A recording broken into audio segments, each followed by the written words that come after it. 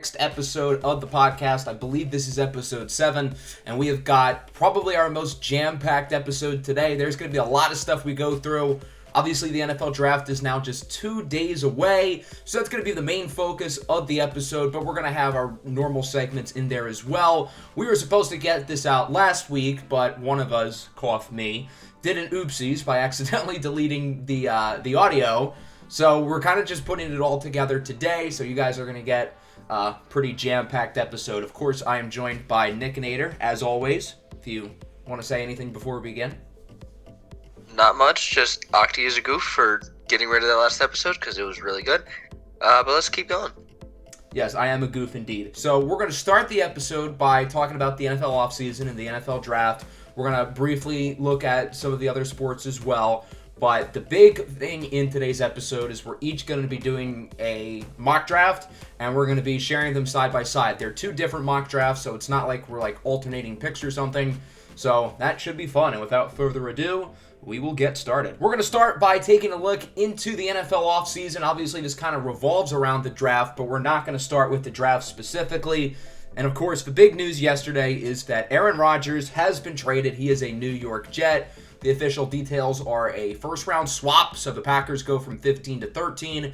Green Bay gets a second-rounder, I believe the pick that the Jets got in the Elijah Moore trade with Cleveland. A conditional 2 that will probably be a first-round pick next year. Rodgers just has to play 65% of his snaps, so as long as he doesn't get hurt, that's going to be a first-round pick, and then some late-round swaps this year. So in terms of compensation, pretty much what I expected. I think the only thing that was a little bit of a surprise for me was that the conditional pick next year is really easy to turn into a first-rounder. If Rodgers plays the entire year, but the Jets struggle, which is possible, they play in a loaded AFC East, then the Packers are going to get that pick. So I think Green Bay made out really well. I don't think Brian Gutekunst is a very good GM, but I'll hand him his flowers here. I thought he got good value. And obviously for the Jets, you can't really complain here. They have their most talented quarterback in forever. This is not the same as the Brett Favre deal, because I think that price was like a conditional 4th rounder. So I think at that point, Favre was basically over the hill. Whereas with Rodgers, yeah, he looked a little bit older last year, but he's won 2 MVPs out of the last 3 years. So right now the New York Jets are Super Bowl contenders. They still have a first-round pick in this draft. They still have a second-rounder, and we'll see if they have a first next year. Probably not, but I don't think the Jets are too worried about that right now. Yeah, this is really good compensation for the Packers. A bit more than I thought they were going to get. Be able to move up 2 spots this year, and assuming that conditional pick becomes a first, they'll have 3 firsts and 3 seconds between this year and that next year. And if Jordan Love ends up not being the guy, they'll have plenty of ammo to go up and try to get one of those top QBs next year. I definitely think the Packers win the trade, but I also feel like it's a win-win scenario. The Jets get their guy for the next 2-3 years or so, and the Packers are able to clear all that almost $50 million in cap, just get right onto the future, and maybe they'll actually be able to do something. So that's not the only quarterback transaction we've had in the last week or so. Jalen Hurts recently signed his extension with the Philadelphia Eagles. Jalen Hurts is getting a lot of money. Obviously, in terms of value, it is technically the largest contract in NFL history, but there are some easy opportunities for the Eagles to manipulate the cap and keep their roster good while Jalen Hurts gets his bag. So again, it's obviously a win-win for both sides. The Eagles don't have to worry about a Lamar Jackson situation. And I really don't think Jalen Hurts is going to be like a one-year wonder. I think he's going to continue to improve. So I think this is a win for everybody involved. And this kind of sets the market for Joe Burrow and Justin Herbert. I can't see either of those guys taking less money than what Jalen Hurts is getting here. And for Lamar Jackson, the Ravens offer him, I think, more guaranteed money than what the Eagles gave to Hurts. And Lamar still said no. So at this point, I feel like Lamar is kind of getting in his own way. He's getting a phenomenal deal from the Ravens. And throughout the offseason, I feel like it'd be fair to place blame on both the Ravens and Lamar. But at this point, if Lamar's not taking that, you can't really fault the Ravens at this point. They're not willing to do anything unreasonable, and I don't entirely blame them. But I get it for Lamar. He wants as much money as possible, so you can't entirely blame him either. But I don't think the Ravens deserve too much blame in terms of what's happened recently. Yeah, it's definitely odd to see how the situation is unfolding, especially seeing Jalen Hurts get his money, Rodgers get to go play for the Jets, and it's easy to place all the blame on the Ravens not being able to get a deal done, but you can easily place as much blame on Lamar simply for, I don't want to say being incompetent because he needs his money. I understand, but he had such a great offer from the Ravens and he declined it, and it's just a shock to me. That's probably the best offer he would have gotten, and I don't know what team is going to throw more money at him, especially more guaranteed money. I have a feeling the Ravens are going to just sign the tag and then maybe trade him next offseason, possibly. I'm not sure. We'll have to wait to see how it all goes. But definitely a question mark regarding him and those other young QBs who have not gotten their big time deal yet. There are some more trade rumors with other players around the league, Trey Lance being the big one. I know we both feel pretty similarly about that, and that's that San Francisco would be pretty moronic to do something like that. They invested 3 first-round picks into Trey Lance, including the 12th overall pick, who ended up becoming Micah Parsons, who is a pretty good football player. So I don't see San Francisco giving up on him anytime soon. He's only played 3 games. Yeah, Brock Purdy played really well, but you invested a 7th-round pick into him. It's a whole lot different. And with Purdy hurt, there's no excuse for Trey Lance not to start. I don't think it's going to happen. Again, it was more so teams calling San Francisco, but it was because those teams believed that they viewed Brock Purdy as the long-term guy. So if they do, then I think that'd be pretty stupid on the part of San Francisco. And I get that Brock Purdy played well, and he obviously has quite a bit of value now. But you got to at least see what you got with Trey Lance, because if you trade him away and he ends up being good, that would be a horrible fumble of assets. You trade 3 first-round picks for a guy, he plays 3 games, and then you trade him for what, like a second-rounder and something else? And if he became good, then that would be a disaster. The only thing I can say for San Francisco is that he's been in the building for 2 years, and if they don't see any improvement from him, then I guess I get it a little bit, but even so, you got to see what you got with him. We do have some other big-name players who could be available. Derrick Henry was linked to the Eagles. Apparently, there's no real merit with that rumor. Dalvin Cook also could be on the move as well. I think the Dolphins would make a lot of sense. I know he would like to play there as opposed to, say, Buffalo. He wants to give his brother the opportunity to have the backfield with the Bills, which is obviously pretty understandable. I think it's more likely Dalvin Cook were to get traded than Derrick Henry. I just don't think the Titans really will. I do think Henry's value is certainly more than Dalvin Cook's. Cook has shown a little bit more of regression over the past couple of years, whereas Derrick Henry still looks like he's on the top of his game despite being on one of the worst offenses in the league with really no pass game and no offensive line. I think he would command more value than people think, and it'll be interesting to see if either of those running backs get moved on draft day, and maybe there's a player who we don't even think about who could be on the move as well. Yeah, it's definitely going to be a crazy night, not just for the draft, but also just trades in general. Last year we had the big A.J. Brown trade to Philly, and Hollywood Brown went to the Cardinals. I think if anyone's going to get traded, it's probably going to be Dalvin Cook when you're getting rumored to just get flat-out cut because there's not much merit behind any trades. It's probably going to be him. I doubt Derrick Henry gets traded, but as a loving Eagles fan, I would love to have Derrick Henry behind such a great O-line. And some other guys like Budda Baker, Devin White, they both won out. I wouldn't be shocked if they're traded, but I don't think it's going to happen right at draft time. That sounds like more of a before the regular season starts kind of deal. But we'll definitely have to wait to see. And especially with a guy like Trey Lance, if he does get traded, I don't know how the Niners are going to compete this year. Purdy's coming off a Tommy John surgery. It takes months of preparation. And if he comes back, it won't be until like late November, early December at best. And by then, do you really want Sam Darnold starting over half the games? I don't think you do. So I don't know if they do want to trade him. I don't know what they're thinking, because then you just don't get to compete this year. And then you have to hope Brock Purdy's elbow isn't just destroyed. But we'll have to wait and see. I doubt Lance gets traded, but we'll wait and see. So now let's take a look at the NFL draft and talk about some possible storylines with just days to go before the big night.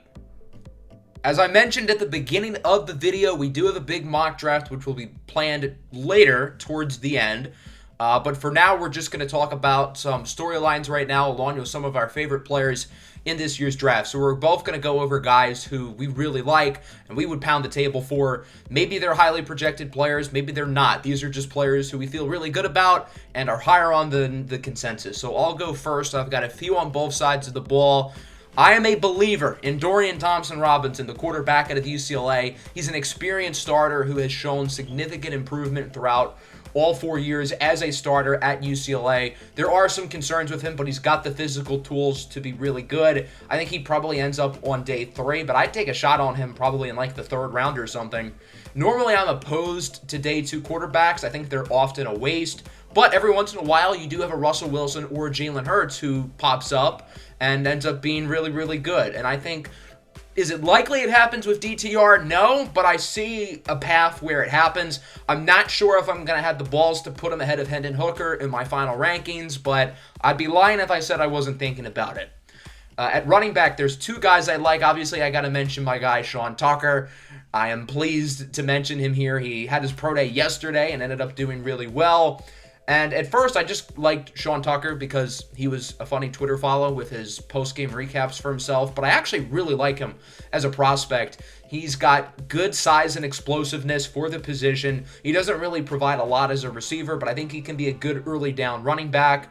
And then Israel Abanikanda from Pitt, I think, could be a total steal. He is dynamic and explosive. He's a little bit raw, but he's, I think, the youngest player in the entire draft class. He doesn't turn 21 until October.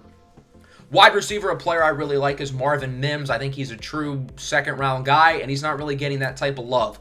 He's a little bit small, but you can put him in the slot and outside. He's improved every year at Oklahoma. He tested well at the combine. He's a good route runner, knows how to get open, good with the ball in his hands. I think he's going to be a really good player. Then defensively, there are some more players I'm high on. Adetomiwa Adebaware out of Northwestern. He's a little bit raw, but he's a freakish athlete. And I think he should be right up there with Kalijah Kancey and Brian Brzee as the conversation of the second interior defensive lineman off the board. I think he's pretty much as good of a prospect as those 2 guys, and he's just not getting that type of hype. At linebacker, I think Jack Campbell's far and away the best one in the class. I know it seems like a interesting discussion with him, Drew Sanders, and Daiyan Henley, and I would personally throw Dorian Williams out of Tulane in that race as well. And I do like Sanders and Henley in particular, but I think Jack Campbell is head and shoulders better than them. The production's there, the athleticism is there. His relative athletic score at the linebacker position since 1987 is 6th all time, which is pretty good. It sort of combines your size and your athletic profile, and Jack Campbell checks all the boxes there. And then in the secondary, it is a loaded cornerback class, but the player I really like is Jartavis Martin out of Illinois. He's versatile. You can put him pretty much anywhere on the defense, and I think he's going to end up being a really good pro. Probably ends up as a day 2 pick.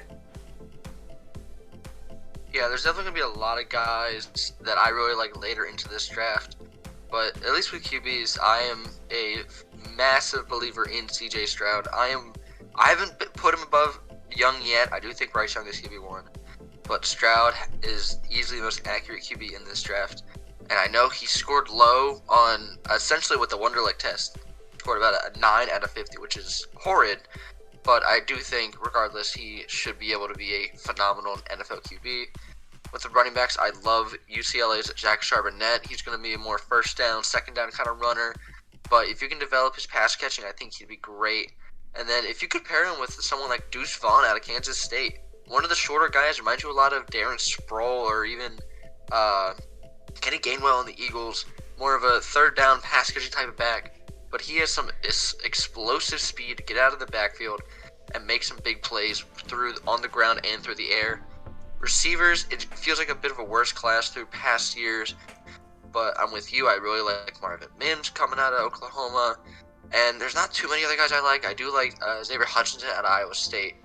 But it's hard to find guys I really like out of a class that just feels, I don't say average, but it feels worse than the past few years. Tight end, Zach Kuntz is, just like Jack Campbell, really high on that athletic score. Zach Kuntz is number 1 for tight ends ever. So that's something worth noting, I feel like. He's not going to be a first rounder, but he'll be really good. And O-line, it's a bit hard to grade O-line, but you and me are in agreement that Darnell Wright out of Tennessee is probably going to go higher than most people think. I would not be shocked if he even sneaks his way into that top 12, maybe top 10 range, but we'll wait and see about that. Interior D lineman, I have been pounding the table for not just Jacqueline Roy at LSU, but also Byron Young at Bama. I think those two, they used to be really high projected prospects, kind of dipped on the board to like a late day 2, early day 3. And they remind me a lot of Raekwon Davis going to Bama. Another guy who was originally projected high, but I think they could be really good nose tackles that could develop into good pass rushers. But I think they're going to be really, really good nose tackles who can stop that run for you. And then on the edge, I think everyone at this point knows that I am a massive believer in BJ Ojulari. He is my edge 2 in this class. I am putting him above Tyree Wilson. I don't have the balls to put him over Will Anderson, though. But I think he's going to be pretty much what Hassan Reddick is right now. Maybe even like a Micah Parsons. He could be, maybe not that good. But if he can get into a team that knows how to use that type of edge rusher, like that Hassan Reddick, I think he will flourish in that system. Linebackers, it's a bit of an average class. It's hard to see anyone going to the first round, but when you get to day 2, I know those linebackers are going to go real fast. And I love guys like Owen Popo and DeMarvion Overshown. I think those are some of the most athletic linebackers in here, right behind Jack Campbell. And I think those are guys who can be really good leaders for that defense, be almost the quarterback of the defense, and just help that middle of the defense a lot, middle of the defense. And then looking at the secondary, the corner group, really, really good corner group here with Gonzo and Witherspoon. Really great guys. And some shocker first rounders could be someone like Emmanuel Forbes at Mississippi State. A guy who, did he lead the NCAA ever in like pick 6 or something like that? But he was phenomenal as a ball hog, and he still has the coverage skills to be really good in the NFL. And then Kelee Ringo, I feel like everyone has slept on at this point, and I do think he is a bit more of a raw corner prospect, but I would not be shocked if a team like, say, Philly maybe could grab him, develop him under that system, and turn him into something special. If he can fine-tune his skills, he could easily become maybe the next Jalen Ramsey, maybe a bit high, but it's there. And then safeties, besides Brian Branch, it's more of a weaker safety class, but I do really like the Illinois duo, Sidney Brown and Jartavius Martin. I think both of those guys could be something special in the NFL. I do really like Sidney Brown. He's probably my safety 2 right now. And I think Martin, I want to say, is about 4th or 5th right now. I think both of them are going to be really good late round steals for whatever team gets them. So now let's take a look at the top of this draft, and there are some interesting dialogues going on that mostly surrounds the number 2 pick and Will Levis, whose stock seemingly has gone up quite a bit over the last week or so. A few days ago, Levis became the odds-on favorite to be the number 2 pick, presumably to the Houston Texans. And then today, a Reddit rumor has skyrocketed Levis's potential to be the number 1 pick. 24 hours ago, he was plus 5,000 to be the number 1 pick. Now he's plus 400. And while it's still not likely, it is maybe warranting a discussion. Personally, I'm definitely not buying the talk to number 1. I cannot see Carolina doing that. Maybe Houston at 2. I kind of think it's all smoke, though. I have a hypothesis, and there's not really any merit behind it, but this is something that could make sense. So what I'm maybe thinking is that this is all coming from the Houston Texans. Maybe what they're trying to do is to get the Colts, who I think like Levis, to move up to number 2 to draft him. The Texans go back to 4. Stroud probably falls there, or they can get one of the 2 big-time defensive linemen, along with additional assets from Indianapolis. My next thought is, with this Levis to number 1 thing, maybe they try to get the Colts to move up to number 1 with Carolina to pick Levis, which means Bryce Young falls to 2. I assume Carolina knows what they're going to do at number 1, so I cannot really see that one happening, but maybe Houston's just trying to heave up a prayer and hope it works because Bryce Young is very clearly their top guy. So I don't blame them, but sorry, Houston, it's not happening. You're not getting Bryce. Yeah, at this point, I think we can all safely assume that Bryce is probably the pick to Carolina. I'm not buying I'm going to call it smoke for Levis going to 1. But for whatever reason, I wouldn't be shocked if Levis goes 2, because that just feels like the most Houston thing to do. I know reportedly they said they don't like CJ Stroud, but mainly because he has the same agent as Deshaun Watson. But half the damn NFL all have the same agents. You're going to come across guys with the same agents. I don't think that's going to deteriorate them from drafting a guy if they think he is worth the pick there. I do think they could possibly just go defense if they do stay at 2, which I would not be shocked by. I think they want to trade down and then either get one of the edge rushers, maybe Jalen Carter, maybe one of the corners. I'm not sure exactly what they want to do, but my gut says they want to trade down either like between 4 to 7, around one of those 4 picks. They want to try and trade down and still get one of those top defensive guys. But I think everyone is just kind of going to stay put, trust that Houston's going to take the defensive player, and all the QBs are going to fall to pretty much Indy, Seattle, Detroit, Vegas, and see what they all want to do.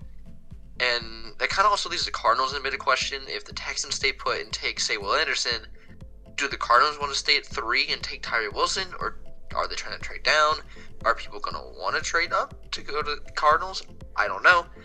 This is easily the most ridiculous, unknown draft that I have really tried to focus in on. And after pick 1, I have no idea what's going to happen, and I am all for it. I love this, and I have no idea. I frankly have no idea what's going to happen. Yeah, this is awesome. I can't remember a draft cycle that's been like this chaotic. And next year, once we have like a bunch of actual legit blue chip players at the top of the draft, we're probably not going to have this again. So we better enjoy this, because this draft cycle has been an absolute blast.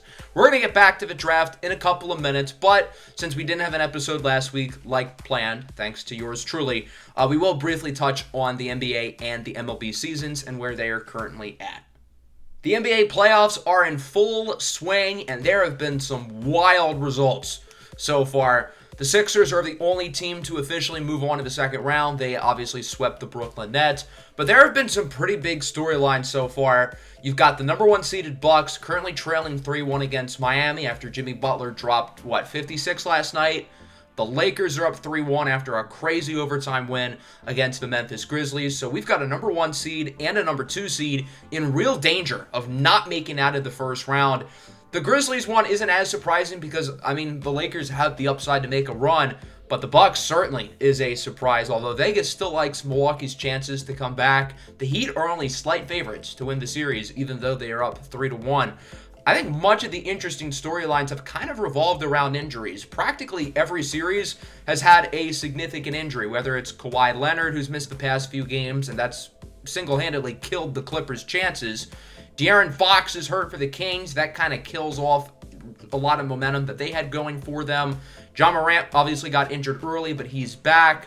Tyler Hero and Giannis both injured in the Heat and Bucks series. Giannis is back, but that didn't stop the Heat from winning last night.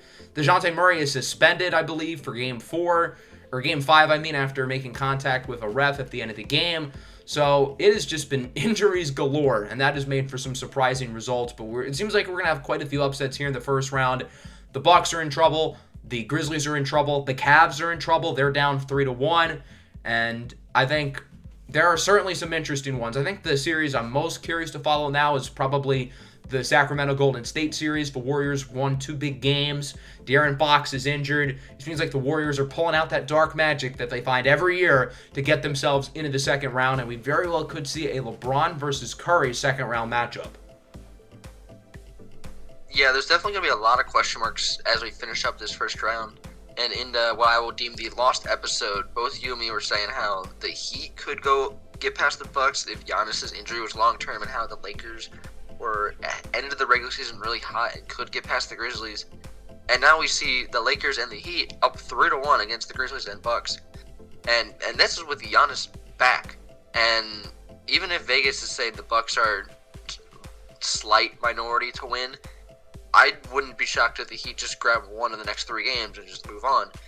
And that just means a lot going forward in the Eastern Conference specifically. And Embiid is slightly hurt. He's got a slight tear in his LCL or something like that. But depending on who can get past Boston and Philly. Whichever team wins that game, if the Bucks do lose to the Heat, I have a feeling it's going to be just one of Boston or the Sixers, barring any ridiculous injury. If the Knicks get past the Cavs, I don't think the Knicks have it all to get past Boston or Philly. And I don't know if I trust the Heat to keep it going. They could. If it's going to be anybody, it's going to be the Heat. But I don't know if I trust them just yet. And in the Western Conference, the Suns probably going to get past LA. And the other LA team is going to probably get past Memphis. And that's just going to put a lot of question marks going forward. Having a Lakers-Warriors round 2 would be electric, seeing LeBron go against Curry. But we got to wait. I don't want to wait. It's going to be a little bit to see. Really hoping guys like Embiid, Giannis, Kawhi, they all get fully healthy so we can get full-on head-to-head matchups. But we might not get it all. Let's take a look at the MLB season as well. We're about a month of the way through the year, so we can kind of start to make some conclusions about some teams. Maybe it's still a little bit early. I mean, we're still in April, but we've made it through the first month, basically, so we can really start to dissect what has happened and form some opinions.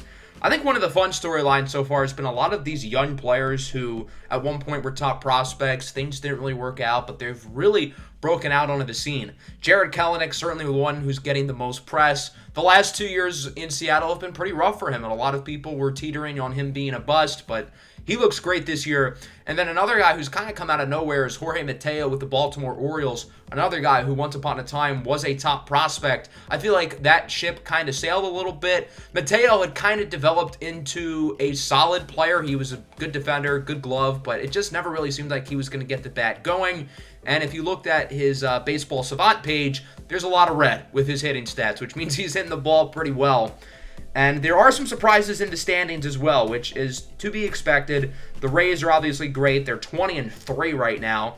But we're seeing a lot of other young teams play really well. The Diamondbacks still lead the NL West. I don't think that's going to hold up with the Dodgers and Padres presumably coming. But the Diamondbacks are really playing well. The Orioles have taken another step up from last year. And I think probably my favorite storyline in all of baseball right now has to be the Pirates. My goodness, are they playing good ball? They're 16-7. They've won 7 in a row. They had the second best run differential in the National League. And them winning is making them spend money, with Brian Reynolds getting an 8-year extension today. And not just an 8-year deal, but a very team-friendly deal. The Pirates are walking away like bandits with that contract. So they have Oneil Cruz, Ke'Bryan Hayes, and Brian Reynolds all locked up through 2029, I believe. So they've got a young core of guys and a pretty good farm system, along with the number 1 pick in this year's draft. The Pirates have a legitimate future. If they don't shoot themselves in the foot, which with them is a lot easier said than done, but if they don't shoot themselves into the foot, there is some real upside with this team to be one of the better young teams in baseball, which nobody really saw coming a month ago. Yeah, in the Lost episode, both of us were really high on the Diamondbacks. It was all Arizona, and I don't think either of us even mentioned the Pirates once. And now that we're recording now, the Pirates are the first in the NL Central. The Brewers are cooling off. They have an older roster. The Cubs are above 500, but I don't think they're there all the way. The Cardinals are one of the older teams in the league, and they are really bad to start the year. And the Reds just flat out suck. So the Pirates doing all this without Oneil Cruz. He's been hurt the past week or two now. And they are winning games, and they're not just like barely winning games. They are winning some games confidently with easy success. And there's going to be holes here and there on the roster, and I do think they still have a bit way to go. But if they can keep it up, and if the rest of the weak NL Central kind of struggles the rest of the year, they could find themselves in a very surprising playoff spot. By then, Oneil Cruz will be back, and he looked really good before he got hurt. Brian Reynolds is always ridiculously good. And Ke'Bryan Hayes is really good. So seeing those 3 guys together in the playoffs would be really fun to watch, whether the Pirates do anything with it or not. And like you mentioned, the Diamondbacks, they have cooled off a little bit since we talked about them last, being 5-5 in the last 10. They're not going to win the division because the Dodgers and the Padres are just really good. But I do think they have been really good, and along with the Pirates, have a great future. And the other thing I want to mention is the AL East. All of it are at least 500 or above. The Yankees sitting at 4th place somehow with the Blue Jays above them. Orioles are 15-7 and they're playing phenomenally. And the Red Sox, who everyone thought was not going to be good, they're 12-12. They got a really good offense, and the pitching hasn't been all that great, and we kind of all do that. But they've been playing well. They're going to keep fighting. They're not going to do anything with it, but I like seeing what the Red Sox are doing, and we all know the Rays are ridiculously good for right now, for whatever reason. All right, so with that, we're going to get to the exciting part of the episode. We're going to go through our NFL mock drafts, and yeah, let's hop into that. Okay, so now we get to the mock draft portion of the episode. What we have done is we have each done 2-round mock drafts with trades. I know I had the 7-rounder up yesterday, but since I was able to implement trades, there are quite a bit of differences into mine. We're going to do it in increments of 16, so he's going to go through some of the notable stuff within his top half of the first round. Then I'm going to do that, so on and so forth. You guys will get it as we go along. So Nickinator here will start with his early portion of the first round. Yeah, for pick 1 to Carolina, not much of a surprise. Bryce Young goes number 1. I don't want to talk about it too much because that feels like the obvious bet. And I alluded to it a bit earlier. Number 2, Texans go Tyree Wilson. I do believe they want to go defense right now. And if they do stay put, not able to get a trade, most people would assume it'd be one of Jalen Carter or Will Anderson. But a lot of media is pushing that. A lot of teams think Tyree Wilson's natural athleticism and his upside, it's worth taking over Will Anderson. And it's something that I believe is going to be true. We saw Trayvon Walker go number 1 last year. And if the Texans are able to stay at 2, I wouldn't be shocked if Tyree Wilson goes number 2. And the first bombshell I have is the Vikings trading all the way up from pick 23, a whole 20 spots up to pick 3 of the Cardinals, to take Will Levis. The Vikings are trading 23-87 of round 3, which is on their next pick. A first and second next year, a first and third in 2025, and running back Dalvin Cook. This is a large assets going to Arizona, who also give up pick 96 in the 3rd round, so they get up a few spots in the 3rd. And Minnesota is able to get who they want as their franchise guy. They've been alluded to going after Trey Lance a bit, so it seems like they want to try and get a guy for when Kirk Cousins' contract is over. And I think Will Levis is probably the guy they're going to want here. CJ Stroud's stock has fallen a bit, and I think Will Levis is pretty much just a bigger armed version of Kirk Cousins. And I think pairing an arm like Levis's with Justin Jefferson and giving Alexander Mattison his time to start, it would be really nice for this offense. And I'm not a big Levis guy, but if he's going to go anywhere, I think the Vikings could be a really good spot for him. And then that leaves Anthony Richardson to fall into the Colts' hands. Not a big storyline here. It's a little surprising seeing AR go before Stroud, but I like him going there. Jalen Carter at 5, Will Anderson 6, and then Witherspoon at 7. Pretty much the top defensive guys here going one after another. Seattle has a horror defensive line. They get their defense tackle of the future. Lions, they get a partner in crime for Aiden Hutchinson, and that duo of Hutch and Anderson would be phenomenal. The Raiders, I could not tell you who their number 1 corner is. Nate Hobbs, maybe. That's not good enough. Devin Witherspoon, that's all you need. And then the next big trade is the Steelers trading up to number 8 with the Falcons to get cornerback Christian Gonzalez out of Oregon. The Steelers are trading pick 17, their second at pick 49, and then a future 3rd to get pick number 8. And keep in mind they have pick 32, the first pick in the 2nd round. So they still keep a 2nd, and they're going to get all the way up here to 8 to get their corner of the future. This is probably the most Steelers thing I've ever seen. A few years ago, they traded up to go get Devin Bush. That didn't work out too much. But Gonzo just feels like a really, really good pick for the Steelers, solidifying that secondary, which was not that good last year, even after losing Cam Sutton. And the O-line is still really bad for the Steelers, but I do think getting Gonzo just really helps that defense, who is the highest paid defense, and yet was really bad last year. I know TJ Watt was gone, but you get it. And pick 9, Peter Skoronski to the Bears out of Northwestern. Bears have a bad offensive line. Up Justin Fields, not a big brain. And then at number 10, the Eagles are going to trade down. C.J. Stroud is going to be the QB for the Buccaneers.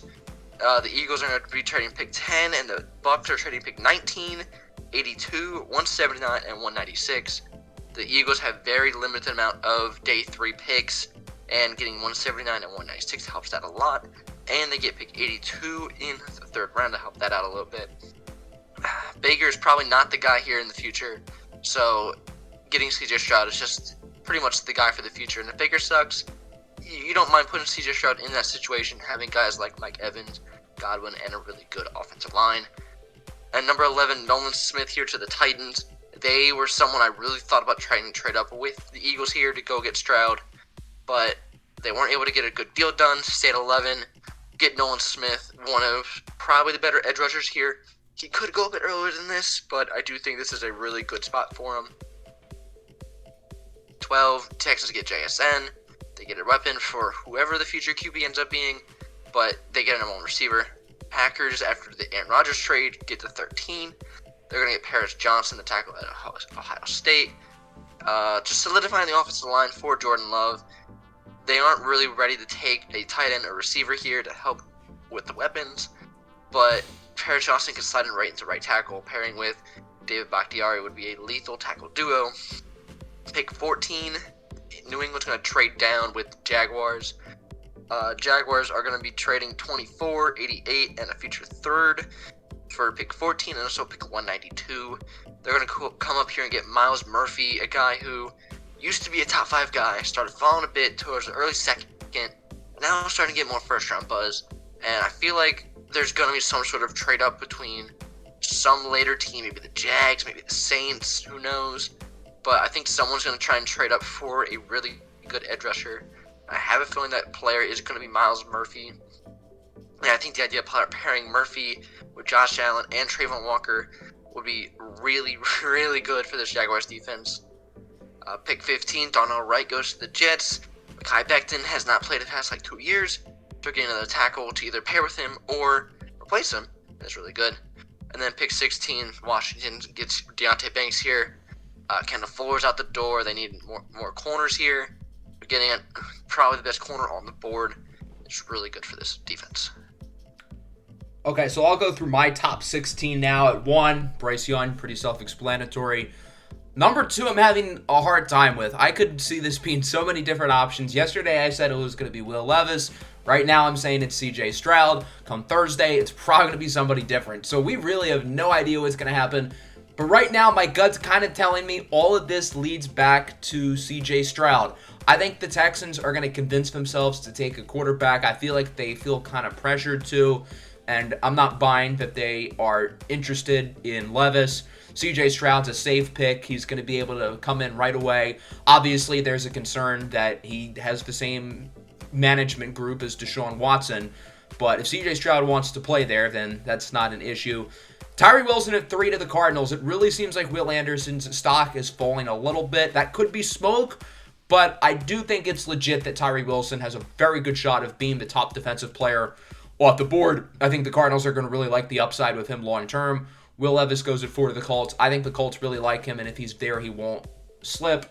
The Seahawks have quite a few choices here at number 5. I have them going with Jalen Carter. I just feel oddly confident about that pick. I think he'd be a perfect fit in that defense. He's arguably the most talented player in the draft, and I think Seattle's going to be comfortable with the character. As for Detroit at 6, I'm pretty convinced that it's going to be Devin Witherspoon there, and there's only one scenario that would deter that, and that would be Will Anderson falling. And, well, Will Anderson is still on the board. I don't think the Lions can pass that up. I think that would be a home run selection for Detroit, which means Witherspoon is still on the board for the Raiders at 7, and they do have a pretty pressing need at corner, so I don't think he makes it farther than that. I'm buying the Bijan hype to Atlanta. I had them picking him at 8, and then at 9 is really where I've got the bombshell. No trades prior to that, but I had the Seahawks moving up. They're going to give 20, 37, and 83 to the Bears for 9 and 133. I think this makes a lot of sense for both sides. I could see the Bears looking to move back again, and they add 2 additional day 2 picks. As for Seattle, they still have a second rounder this year. They still keep all of their picks next year, and they go up and get Anthony Richardson, the quarterback out of Florida. Seattle does not have a pressing need at quarterback. They just gave Geno Smith an extension, but there's an easy out after the first year. And even though Geno had a great year, are you convinced that he's the long-term guy? I don't know. I think with this golden opportunity to get a player of Anthony Richardson's upside, I could see them doing it. You'd think the Eagles would look defensive line at 10 or offensive line, but the value of Christian Gonzalez is too much to pass up. The Titans get their choice at the tackles. They go with Paris Johnson. There's some real buzz that Johnson could go as high as 3 to the Cardinals, and I get why they would like him, maybe in a trade-down scenario. I don't think he is going to be the 3rd pick, though. Nolan Smith to the Texans at 12, high-character guy, good fit for the defense. And then at 13, this is where I've got another trade. So Green Bay just got this pick in the Aaron Rodgers deal. The Patriots and Jets are both tackle-needing teams. And with Peter Skoronski on the board, the Commanders see this, and they're like, let's go up and get him. So they're going to swap 13 and 16. Green Bay will get a 4th as well, along with a swap of late-round picks next year. The Commanders get their guy, Peter Skoronski, arguably the most pro-ready offensive lineman in the draft. So the Patriots and Jets are both going to pivot, and neither of them go tackle. I have New England getting Deonte Banks, really good fit for the defense. And then the Jets, with a little bit of a surprise, I have them going with Jackson Smith-Njigba, the wide receiver out of Ohio State. I think they could use a little more in that receiver room, and I think Aaron Rodgers will be quite pleased. Green Bay moves down 3 spots. They'll get Darnell Wright out of Tennessee. I just kind of have a weird feeling that the Packers might like him. I don't know. So that's what I've got Green Bay doing with a trade back. And just like you have Bijan going to the Falcons. I have the exact same thing, just a couple spots back. I think Tyler Algier is good, but I don't think he stops you from taking a guy like Bijan. Detroit is going to be trading down here, not liking too much of the guys here, and the Giants are going to come up and get the USC receiver Jordan Addison to help Daniel Jones out. Lions are going to be getting 25, 128, 243, and a next year 4th, and then the Giants just get pick 18. It seems like a logical idea. Detroit needs offensive weapons. They got Darren Waller, but I don't think he's going to be enough. Getting a guy like Jordan Addison is just going to help out Daniel Jones. And then at 19, after the trade down with Tampa Bay, the Eagles are going to take Brian Branch. They lost both their starting safeties, and Terrell Edmonds is not going to be a phenomenal player. So getting the best safety in the class is just a logical idea. Pick 20, Seattle takes Osiris Torrance. They have good tackles. Interior sucks. Best guard in the draft, not too hard. Pick 21, Chargers. People mocking receiver a lot here, but I have them going the D lineman out of Pitt, Kalijah Kancey. The run game is really bad. I know Kancey isn't the greatest run stopper, but I do think adding that pass rush after Kolomac wasn't the greatest last year. Both had dealt a bit with injuries. So getting an interior pass rusher like Kancey would be really good. And the Ravens at 22, they're going to be taking Joey Porter. Not the craziest thing here, besides Marlon Humphrey. They have awful corners. Everyone wants to put a receiver here, but I think getting Joey Porter would be phenomenal. And then another shock here, the Cardinals, after trading down with the Vikings, are we going cornerback Emmanuel Forbes out of Mississippi State. This guy has been getting a bit of first-round buzz here and there, but I feel like the media hasn't really put the respect on his name yet. And I feel like the Cardinals are the team to do a bit of a shocking pick here towards the later end of the draft. And them getting Forbes here really helps their secondary a lot. If Budda Baker ends up leaving, then your whole secondary is awful. Even if he stays, the corner group is really bad. And Jonathan Gannon is pretty much the cornerback guru. He was the DB coach in Indy when Kenny Moore looked like a top 10 DB. And then he came to Philly, made Slay look like he was top 5 again, made Bradbury a top 3 corner this past year. And getting Emmanuel Forbes, I think if anyone's going to make Forbes look like a top 10 corner like he can be, it's going to be Jonathan Gannon. And then the Patriots, after trading down, they're going to be going Zay Flowers. I think this is the Patriots guy. I don't think they're going to be ready to pick him at 14, so I think a trade down is very logical for them here. And getting a guy to help Mac Jones, or who ends up being the future QB, to pair with Juju, which would be really nice. And the Lions, after trading down, they don't like the board too much, but they are ready to go ahead and pull the trigger on the tight end Dalton Kincaid out of Utah. Octi has seen all the early tight end busts out of Detroit lately, but I do think Kincaid, being a bit of a later pick here in the first, could be a good grab, and helping out Jared Goff with getting more weapons for him. With J-Mo being spent in the first 6 games, you don't want Justin Monroe being the guy. So getting another weapon here would be nice for Goff. Cowboys, they take Lucas Van Ness after he slips a bit. Helps out the D-line. It's not very good right now. Not too hard. Project Jones goes to the Bills. The O-line sucks. They got bullied by the Bengals. Done. Bengals take Anton Harris, the tackle at Oklahoma. They sign Orlando Brown, and Jonah Williams looks like he wants out. And they kind of still need a right tackle after Lyle Collins didn't look all that good. So this just is a plug-and-play here. Saints, after getting the pick from the Broncos, are going to be getting Will McDonald out of Iowa State. They love taking their flashy, big, strong, athletic edge rushers here. Peyton Turner, Marcus Davenport, and this is just the next line in Saints' first-round edge rushers. I don't know if it's going to work because they all suck, but I do think Will McDonald is a good grab here. And another Philly trade back caught Skylar Resman. Philly's going to be trading back with the Titans. They're going to be getting pick 25. That is the wrong grab. They're getting pick 41. And then Derrick Henry. And they'll be trading pick 30 as well as a third next year. It's probably not going to happen, but I am a biased Eagles fan, and I think if the Titans are trying to go up and get Jahmyr Gibbs, someone to help out that offense a bit more in the passing game, to help out Tannehill, Malik Willis, or whoever they end up getting, presumably next year, I do think Jahmyr Gibbs would be a really nice asset to this offense. And then 31, the Chiefs are going to get DeJuan Jones. They lost Orlando Brown. They signed Jawan Taylor.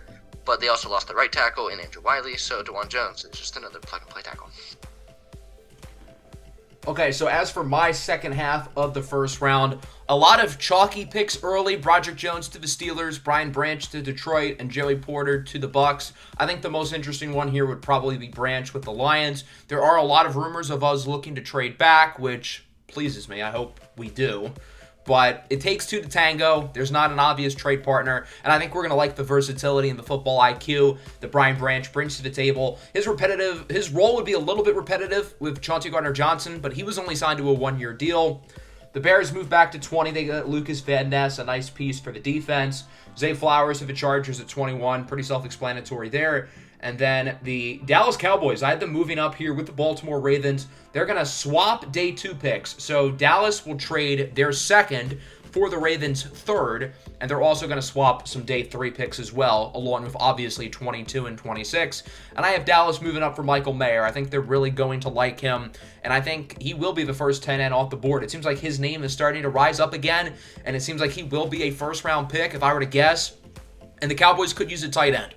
Some of the same picks I had in my video yesterday: Jordan Addison to Minnesota at 23, Myles Murphy at 24 to the Jags, and then John Michael Schmitz at 25 to the Giants. And then at 26, we've got a little bit of a surprise. I've been talking about how guys like Emmanuel Forbes and Tyreek Stevenson are going to be these corners who surprise people and end up in the first round, and I wouldn't be surprised if that's the route the Ravens go with. But I've been picking DJ Turner out of Michigan in the first round. I don't think I've ever seen him in the first round, but I think it could make sense. The Ravens were able to move down. They were able to get some picks, including a second rounder, and they still get their guy with DJ Turner, who's got good nickel versatility. The Ravens really need a guy who can play the slot badly. DJ Turner was a combine freak, and he has the production that a lot of these other guys do. So I really do think he could be a surprise first rounder, and if he does, the Ravens will be a good fit. Quentin Johnston to Buffalo. I've been saying there's a good shot he doesn't go in the first round. That's certainly possible. Both how the board is played out and a lot of the tackle options gone, I could see the Bills looking for a big-time receiver. Defensive line also definitely in play here. Emmanuel Forbes to the Bengals at 28. I think they could look to add another corner, and I do think he ends up in the first round. All of the defensive linemen are kind of falling a little bit. Kalijah Kancey is still here. Adebaware is still an option, but I have the Saints going with Brian Brzee. I could see it being one of the other guys, but I think they're going to like him. Jahmyr Gibbs at 30 to the Eagles. I have Gibbs going at 30 as well, but not with the Eagles getting Derrick Henry. I'm not totally convinced that the Eagles will invest a lot into a running back, but I think they're going to like the idea of Jahmyr Gibbs on the offense. And then Will McDonald to Kansas City at 31. Gets him a nice developmental pass rusher. In this second round, I have starting off with a lot of defensive players. Jack Campbell, the linebacker to the Steelers. Tyreek Stevenson pairing with Derek Stingley to the Texans. And the interior D-lineman Mozzie Smith to the Cardinals. I do think Tyreek Stevenson is a bit of a shock here after the Texans took Derek Stingley last year. But I think pairing Stevenson with Derek Stingley is really good. And I've been saying a lot of linebackers are going to go early here in the second round, and it already starts with Jack Campbell going to the Steelers. I have Quentin Johnson going to the Colts at 35. I think they're going to be looking to get a receiver for whatever QB they draft. And they could go at tight end here, as I only had one going in the first round. But I do think pairing Quentin Johnson with Michael Pittman would be a good duo. And I have not learned how to say this name, but Adetomiwa, that's not it. You want to say it? You want to say the name for me? I think it's Adetomiwa Adebawore. That's how I've been saying it, but we'll hear on draft night how it's actually pronounced. Yeah, because Goodell always knows how to say the names correctly, obviously. But either way, he goes to the Rams here. He's been linked to edge, interior D-line, and who better to learn from than Aaron Donald? And I think that'd be a really good pairing, and even succeeding of Aaron Donald if he ends up retiring soon. Felix Nduke-Uzoma to the Seattle Seahawks. I said earlier their D-lineman sucks, and getting guys an edge rusher and a DT would be really good. Michael Mayer goes here to 38 to the Raiders. Trade Darren Waller, get a tight end, problem solved. Brian Z here to 39 to the Panthers. They don't pick for a while after this, so they really got to hit home on here at pick 39. And getting another D lineman to pair with guys like Brian Burns and Derek Brown seems really good for the Panthers. And then more linebackers going. We got Drew Sanders at 40 to the Saints. Demario Davis is getting older, and the rest of the linebacking unit is really bad. And Drew Sanders is pretty good. I even said this earlier, Kelee Ringo to the Eagles. Why not learn under Darius Slay and James Bradbury, who have become 2 top 5 corners in the league, top 10 maybe, and take the athleticism of Ringo and just become really good. And I could see him being a future star in the league.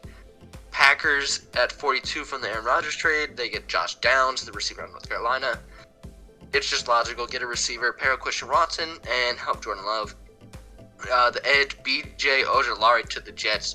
Y'all thought I put him in the first round. I wouldn't, because he's not going to. I hope he does, but he's not going to. He's going to fall to the Jets, and Robert Saleh is going to turn him into a fucking monster. And we have Cam Smith at 44 to South Carolina. Out of South Carolina to the Falcons. AJ Terrell didn't look as good as he did the previous year. And you have Casey Hayward out the door. So getting a defensive DB here to help out that unit is really nice. Packers once again getting Darnell Washington, just another weapon. Tight end unit is even worse than the receiver unit, so that just seems logical to me. And is that 16? Maybe. Yeah, we can go with that. We'll call that 16. Okay. So there are a number of players who are likely to be first rounders who I have kind of slipping out. I have pretty much all of them going early in the second round. Kalijah Kancey to the Steelers. That's not a pressing need for them, but that might be too good a value to pass up at that point, keeping the Pitt kid in Pitt.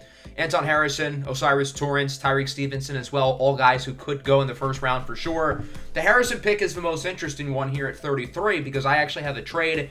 The New York Jets were unable to get a tackle in the first round, so I'm going to have them getting a tackle here in the second round. They're going to be moving up 10 spots with the Texans, and Houston will receive a third rounder next year. The Jets are all in on this season, and the player I had the Texans picking 10 spots back would have been a candidate at this pick. B.J. Ojulari, your boy, goes to the Rams. I've had that team and player pairing a lot. The Bears got this pick earlier from Seattle. They get DeJuan Jones. I think he'd be a phenomenal fit on that offense. Dalton Kincaid slips a little bit. He makes it all the way to 38. He probably goes earlier than this, but this is just kind of how the board played out. Mazie Smith slips a little bit as well. I have him going at 39, but not to Carolina. I think him and New England's defense would be really interesting. I think he's the type of guy that Bill Belichick would like to work with. So Carolina moves down 7 spots. They add pick 107 in the 4th round as well. And then Carolina adds a future 5th, while New England takes a future 7th. And the Patriots get this pick with Mazie Smith. Next receiver off the board, it's not necessarily an obvious one, though. Jonathan Mingo to New Orleans. I think they're going to look for more of a bigger-bodied guy. Michael Thomas's future there seems kind of murky. Keon White to the Titans. I think he kind of fits what they might be looking to add on defense. He's an athletic project with a lot of upside. Darnell Washington to the Packers makes a lot of sense on paper. Keanu Benton to the Texans at 43. I think he could go earlier than people expect. Versatile defensive lineman who can do a few different things. The Texans move back. They had a day 2 pick next year, and they still get him here. the Falcons are trying to outscore you by a lot. They drafted Bijan earlier today, and now they get Jalen Hyatt, the speedster out of Tennessee. Packers with another pick. They go with Julius Brent, big, long, athletic corner out of Kansas State. We've got another Kansas State player with the very next pick. It's Felix Nduke-Uzoma to Carolina. They had some pass rush. And then Cam Smith at 47. Way too good a value to pass up. He probably ends up earlier than this, but good for Washington getting Peter Skoronski and Cam Smith. That's a really good start to the draft for the Commanders. I was a little short. I only did 14, but I'll just finish it up here. DJ Turner goes to the Pats. You mentioned he has a possible first-round bid. I'm not winning by that, but I do think he'll go somewhere in the second round, and I think pairing up with Jonathan Jones in the Patriots secondary will be really good. And another trade, the Dolphins are going to be trading up with the Commanders to go get the Oregon State tight end Luke Musgrave. Dolphins trading 51, future 5th, and 238 to get this pick. And they lost Mike Gesicki in free agency, and they just need another tight end. Simple as that. And they go get one here with Luke Musgrave. Lions here at 48, Diane Henley, the linebacker at Washington State. They re-signed some of their linebackers from last year, but I don't think they're going to be future guys. And I think a guy like Henley could be a future linebacker with a bit more athleticism to kind of help out the middle of that defense. Jalen Hyatt here to the Falcons. They got this pick from the Steelers trade up earlier. And I'm right with you, Bijan, Jalen Hyatt, and I love what they're doing with this offense. They bought big and freely on the defense, getting guys like Jesse Bates and Calais Campbell. Falcons, depending on how the draft goes in real life, this could be a real sneaky team to look at. Picks 50. Bucks go ahead and get the guard out of TCU, Steve Avila. Interior line's getting a bit older. They need a little bit of help there. And why not get a guy like Avila? And then the Commanders trade down with Miami. They got John Michael Smith out of Minnesota. They need O-line help bad. They got a corner in Banks earlier. They needed to go O-line here. And they get one here in the best center in the class. Seattle, they need a receiver to help out Geno Smith. And they get one in Tank Dell here out of Houston. This is just an easy Tyler Lockett replacement whenever he leaves in the next few years. And it makes sense to me. Pick 53, we have my final trade. It's going to be Dallas trading up to get a tight end. But a little later than you had, they're going to get Sam Laporta out of Iowa. They're going to be trading 58 and 169 to the Bears. They need a tight end after Dalton Schultz left, and Jerry Jones loves getting playmakers. He didn't get one in the first round, but he's going to make sure he gets one here. Zach Charbonnet to the Chargers. Austin Eckler is probably at the door. And if he isn't, you can at least lease his load a little bit if needed. You can have Charbonnet in the first 2 downs, kind of tunneling his way down. And then the third down, have Eckler be their pass catcher. Pick 55, the Lions going to get the edge out of USC, Tui Pelotu. They did get Will Anderson, but I do think getting another guy like Tui Pelotu just kind of help out that D lineman if there's injuries or if they're tired. I think Tui Pelotu could play a little in the interior as well. And then you got Clark Phillips to 56. He has visited every single team in the NFL. And the Jags had to trade him to the edge rusher when corner is a bit of a bigger need. They're still going to be able to get a really good one here at 56. And the Giants at 57 get Trent Simpson. They need linebacker help. Defense is a bigger need after getting a receiver. So, makes sense. Cutting most attack on North Dakota goes to the Bears. They took a tackle on the first round with Skoronski, whether he plays guard or not. Most could also play guard or tackle, but wherever they see fit, they will play. And the Bears need O-line help bad, so getting 2 in the first 2 rounds is good.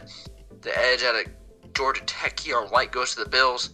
They were able to get a offensive lineman in the first round. The D-line wasn't all that great. Von Miller is going to be coming back off of injury, and he's also very old. So getting a guy to learn from him would be really nice. Antonio Johnson to the Bengals. Safety help is really big for this Bengals team. They have Dax Hill to replace Jesse Bates, but they also lost the other starter, Von Bell. So Antonio Johnson can be another plug-and-play guy.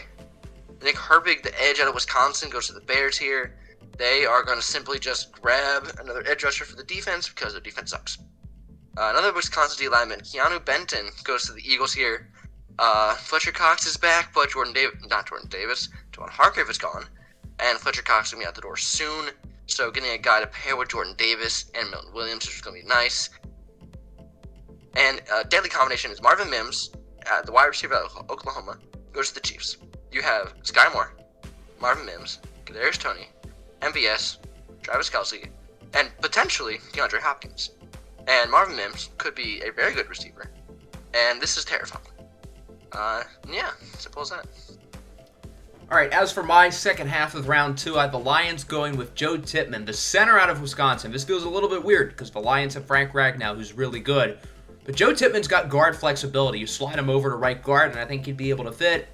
The linebackers kind of slip here. I think Drew Sanders and Jack Campbell will probably go earlier than this, but I have them slipping a little bit here. Sanders goes to the Steelers at 49. It's not ideal for the Steelers to not pick a corner at all in the first 2 rounds, but sometimes you just got to let the board play out to you and go with value. And then at pick 50, I have the Bills moving up for Jack Campbell. I think he'd be an unbelievable fit in that defense. So the Bucs get 59 and 91, while the Bills get 50 and 153. So the Dolphins lose out on Jack Campbell, who'd be a good pick for them, but Matthew Bergeron out of Syracuse would also be a good pick. Would not be shocked in the slightest if he goes earlier than this. He could be a sleeper first-round guy if the tackles go super early, so I wouldn't rule that out. Corey Trice to Seattle. He's a big, long, athletic corner. So, in other words, he is a Seattle Seahawk. Garrett Williams to the Bears. He's coming off the ACL injury, but apparently he's going to be ready to go for camp, so he can be a guy who the Bears look to develop there in the secondary. Jartavis Martin of the Chargers. I have had this pick a lot because I think it makes a lot of sense. You can get another versatile piece in the secondary. Sam Laporta, tight end out of Iowa, to the Lions. I've had this pick a lot as well. I know the Lions have met with Laporta, so I think they do like him. I've got another trade at 56. It's an interdivision trade with the Texans and the Jaguars. Jacksonville gets 65, 104, and a future 6, while the Texans get 56 and 127. And the player they're moving up for is Josh Downs out of North Carolina. The Texans are going to add another weapon for C.J. Stroud and the offense, and I think Downs here would be very good value.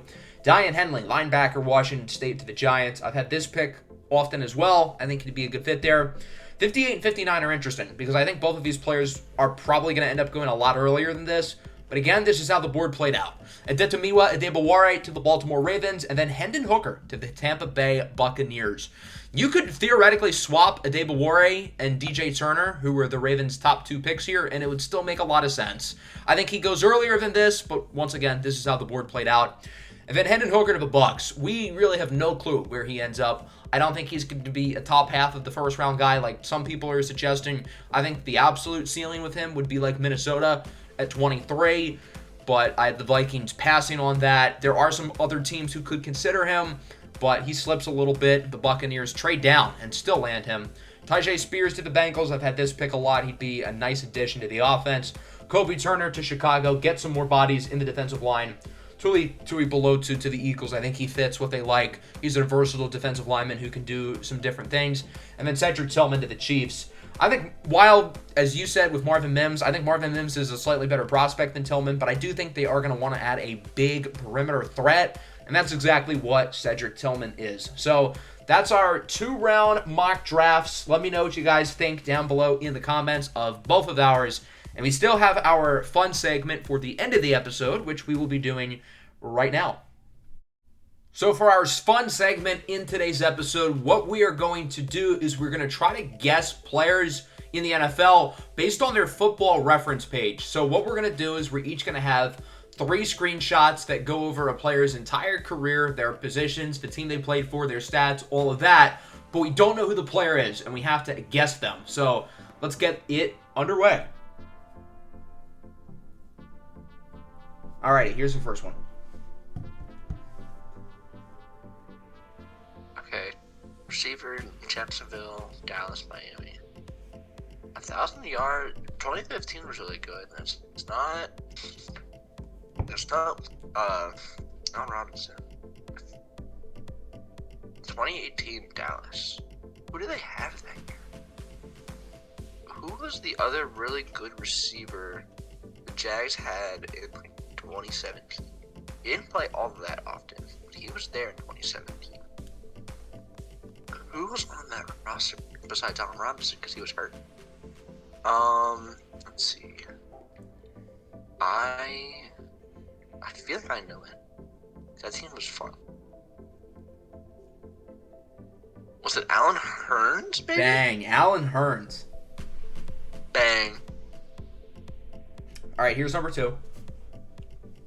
All right, D-end, Didn't play for very long. Was in Carolina for a while.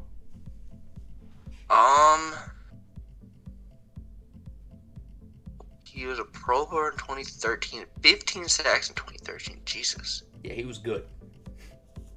He was good for about 2 years and then didn't do anything else.